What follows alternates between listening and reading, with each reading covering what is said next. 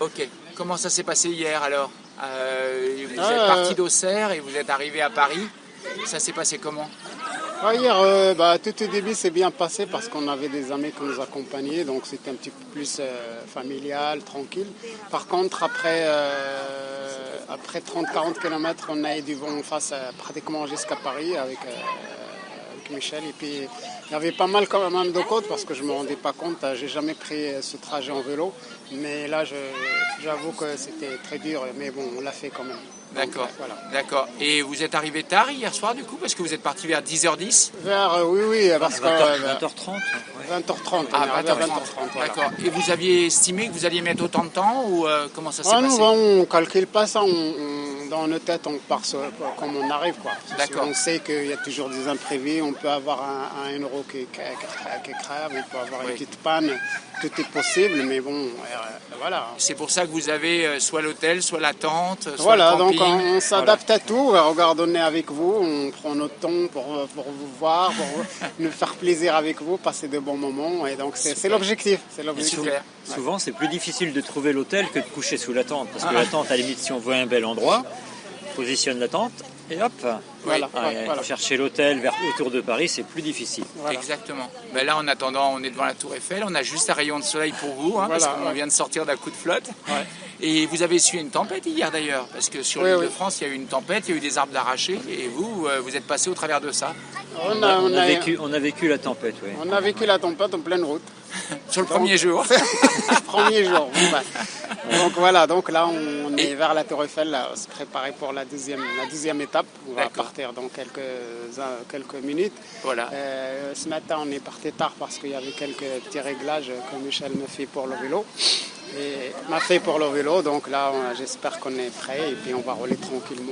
Et vous allez vers Saint-Dizier là aujourd'hui? Vers Saint-Dizier, oui. Ouais. D'accord, vous allez vers Saint-Dizier et combien de jours avant d'arriver à Dubaï à peu près? 45 jours je crois que tu as dit? J'espère 45 jours. D'accord. Fin juin, début juillet, j'espère qu'on va être là-bas. D'accord. C'est l'objectif. D'accord. Et Bzou, c'était combien de kilomètres à 2500. 2500 mais en course à pied. En course à pied. Et on a respecté le départ. On était à jour avec Michel. Il faut savoir que Michel, il s'est adapté à moi en courant boxer Bzou. Parce que pour faire des vélos à 8, 7, 9 au kilomètre, c'est pas facile. D'accord. Je vous avoue que c'est vraiment un exploit extraordinaire. D'accord. Ça, j'arrête pas de le répéter parce que les gens ne se rendent pas compte trop. Mais c'est pour ça que je suis content de vous avoir tous les deux à l'image. Parce que honnêtement,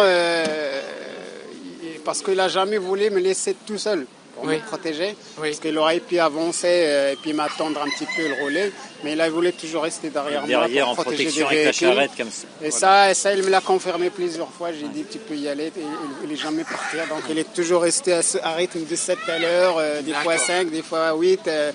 Ce qui est pendant tout le trajet, je peux vous dire que chapeau quoi. Oui. Sympa. Donc 2500 km à l'époque, maintenant 6800 en vélo. Oui, là, maintenant, moi, je rejoins Michel sur le vélo. Oui, moi, c'est très différent. Et je découvre tous les jours. C'est extraordinaire. Je découvre l'aventure, l'imprévu. Je m'enrichis de cette aventure. Déjà, le premier jour, j'ai appris pas mal et c'est pas fini. Donc voilà, et je suis très heureux que Michel m'accompagne pour un bout de chemin. C'est vraiment...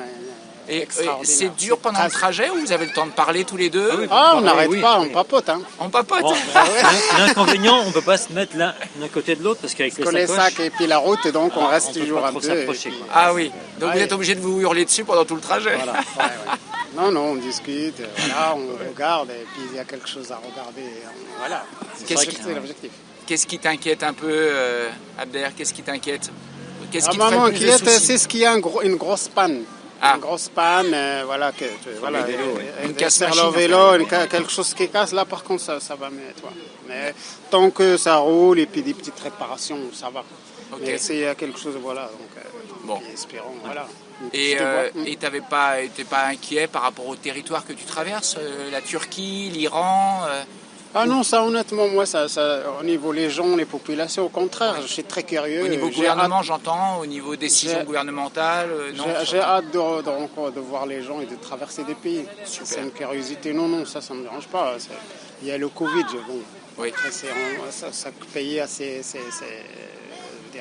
lois, etc.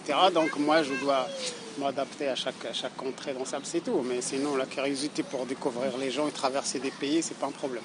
D'accord. Et alors, pour finir, Dubaï, il y a un événement prévu ou pas? Ah, je sais pas, je sais pas qu'est-ce qui se passe. Non mais sérieux, je sais pas. Je me suis dit, on va peut-être réussir devant la tour Eiffel à avoir un scoop. Il achète la plus grande tour, c'est ça? Ah, je croyais qu'il était déjà propriétaire de celle-là, en fait. Ah non, ah bah là, s'il me l'offre qu'une fois par an, une journée par an, c'est déjà pas mal. Hein. Oui. Bah écoutez, merci tous les deux. Merci. Et on a un super rayon de soleil pour vous souhaiter un bon départ. Bon courage. Qui chauffe sûrement quelques averses, mais après... Oui, vous allez encore prendre quelques averses. Moins de coups de vent, je vous souhaite, qu'hier, évidemment. Oui, là, hier on a... C'est une année difficile pour le vélo. Cette année, moi j'en ai fait 2-3 fois. Oui. C'est une année un peu grand trajet et pas chaud. Ah oui, pas chaud. Difficile.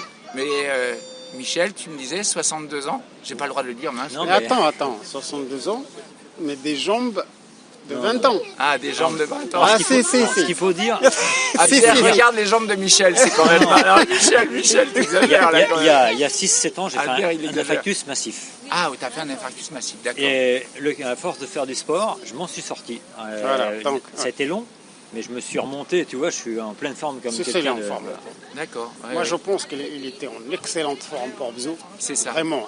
Il était en grande forme. Et je dis aux gens, faites du sport à leur niveau. Mais bien sûr.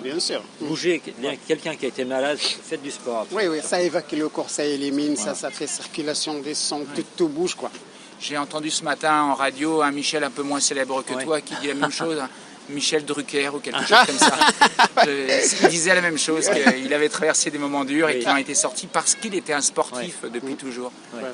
Donc voilà, je pense qu'il a copié sur toi. C'est difficile pour un sportif qui fait quand même beaucoup de sport. Moi, pendant 1 an et demi, j'étais en bas, comme un vieillard. Je marchais presque avec des cannes. À un point, c'est pour ça, c'est difficile quand même. Oui, d'accord. Ben merci à tous les deux. Merci. C'est un beau moment. Voilà. Nous aussi, c'est merci d'être venus. Ça me fait plaisir. Ça nous fait vraiment chaud. Et puis savoir que vous allez parler d'Auxerre. Les gens vont vous demander d'où vous venez. On vient d'Auxerre. Auxerre, c'est où? Donc, et c'est merveilleux parce que pour finir, tu as gagné quand même beaucoup de courses à Auxerre. Tu as gagné beaucoup de courses aussi dans l'Aube. Donc les gens te connaissent dans l'Aube, te connaissent à Auxerre. Donc c'est merveilleux. Et au niveau national, il me semble que tu as gagné des courses aussi importantes. Un petit peu, oui, quelques courses. Oui, d'accord, il est toujours très modeste. Je dirais pas, on est des champions, mais... oui, mais vous êtes entraînés. Entraîné. Mais on est entraînés, mais bon, il faut rester... Il y a des beaux champions quand même. Oui, regardez-moi ce soleil. Et là, vous avez le soleil, regardez, ça vous illumine le visage, c'est super merveilleux. Merci en tout cas.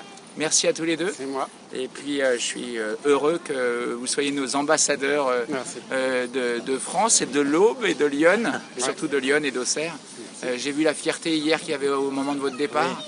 Les Auxerrois étaient super heureux de vous accompagner. Je pense qu'il y aurait eu beaucoup plus de monde s'il n'y avait pas eu le Covid. Plein de gens m'ont appelé, j'ai dit non parce qu'ils voulaient venir, ils voulaient plein, des amis, des gens. Voilà, il faut que ça bouge à Auxerre. On crée des pistes cyclables. Des vraies pistes cyclables, parce que c'est vrai que c'est un petit peu difficile la circulation en vélo dans Auxerre. Oui, d'accord. Et un message pour monsieur notre maire. Monsieur le maire, voilà. Bon, de la Tour Eiffel, on a un message pour monsieur le maire d'Auxerre. Très bien. Bonne route à vous deux. Merci beaucoup. Merci à tous les deux. Merci.